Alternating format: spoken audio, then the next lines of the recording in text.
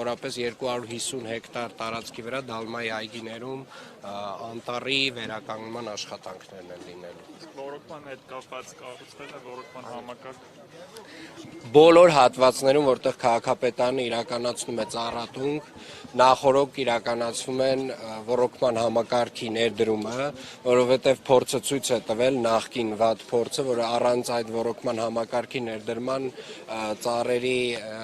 կպչողականությունը շատ ցածր է լինում եւ այդ իսկ պատճառով բոլոր այն ծրագրերը, որ վերջին 3 տարվա ընթացքում Երևանի քաղաքապետարանը իրականացրել է,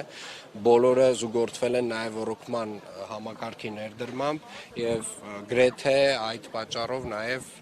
ունենք մոտավորապես 95% կպչողականություն։ Պարոն Ավինյան, խոսակցություններ կան, որ վերջերս որոշ ժամանակ առաջ ձեր հոր անունով Սագուրայի մեծականակ տնկիներ են Հայաստան ներկրվել։ Ինչպես եք արձագանքում այդ խոսակցություններին։ Գիտեք, այդ խոսակցությունը հենց նոր ինձ թվում է դուք ինքներդ ստեղծեցիք, տենց խոսակցություններ։ Ցանցերում քննարկում եք։ Գիտեք, այդ ցանցերում ինչ ասես կարող եք քննարկել, ինչ որ մեկը կարող է ստեղծել այդ խոսակցությունը, հետո դուք գաք ինձ այդ հարցը տակ, բայց դատարկությունը ինչ մեկնաբան։ Ողջունելի է, շատ լավ է, որ ծառատունք եք անում, բայց չկան արդյոք Երևանում այնպիսի հատվածներ, որտեղ առանց այդտեղի ծառերը հատելու անեք այդ ծառատունքը, որովհետև ընդամենը 2 շաբաթ առաջ այստեղ այս լանջին մեծ հաստաբուն ծառեր կային, որոնք հատվել են։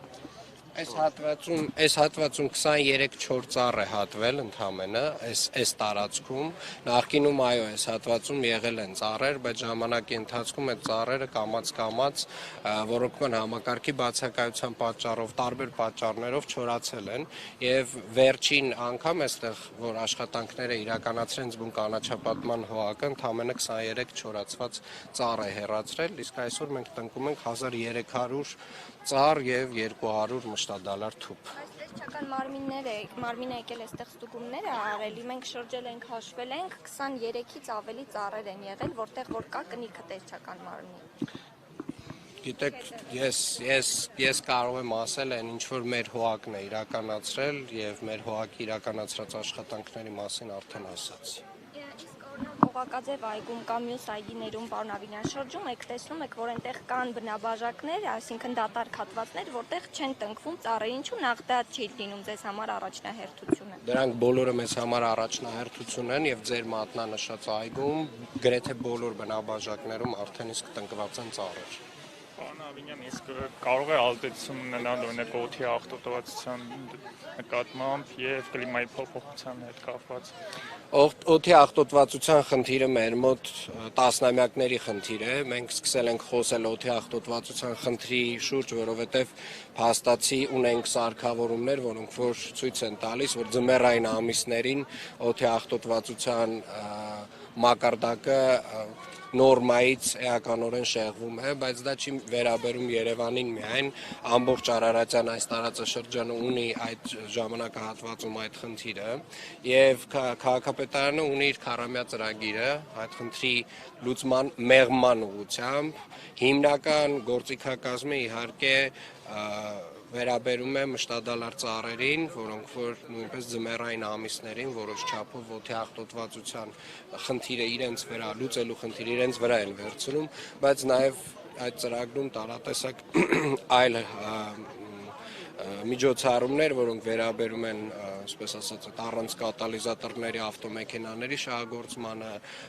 էական աղտոտվածություն ապահովող գործարաններին են վերաբերում եւ այդպես շարունակ քառամյա ծրագիրը Արգելվելու են կատալիզատորները ապագայում։ Բոլոր, գիտեք, ինչ որ մի փուլում ես կարծում եմ նաեւ Հայաստանի Հանրապետության պարտավորություններից է բխելու, որովհետեւ մենք էլ անդամ ենք տարբեր կանաչ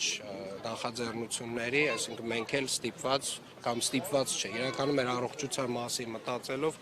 այդ սահմանափակումները մտցնելու ենք։ Պարոն Ավինյան, ձեզ մեղադրում են մայրաքաղաքում առողջ ծառերի սպանդ իրականացնելու եւ փոխարենը Հայաստանի կլիմային ոչ համապատասխան ծառեր տնկելու մեջ։ Այդ մեղադրանքներին ինչպես եք արձագանքում։ Գիտեք, ինստագրամյան, այսպես ասած, ռիլերից հուզվող երիտասարդներին, ովքեր որ շատ հազվադեպ են ունեցել ծառի, ծաղիկի, հողի հետ աշխատանք եւ գիտեք, ես լսում եմ գիտնականներին, ոլորտի գիտնականները միաձայն հաստատում են այն ծրագրերը, որ իրականացնում է քաղաքապետարանը։ Քաղաքապետարանը վերջին 3 տարվա ընթացքում այս հատվածը միասին վերցրած արդեն իսկ 54 հեկտար կանաչապատ տարածք է ստեղծել Երևան քաղաքում։ 54 հեկտար։ Եվ ես խնդրում եմ, ասեք վերջին 20 տարում որտեղ է Երևան քաղաքում 54 հեկտար կանաչապատ տարածք ստեղծվել ոռոգման համակարգով։ Եվ այդ հուզաճմլիկ բաներից, վիդեոներից զատ իրականությունը կարծում եմ մի փոքր այլ է։ Տնկելը մի բան է, բայց հետևել թե դրանք կպչեցին, ինչ եղան, այլ բան։ Շատ ճիշտ եք ասում։ Տնկելը մի բան է,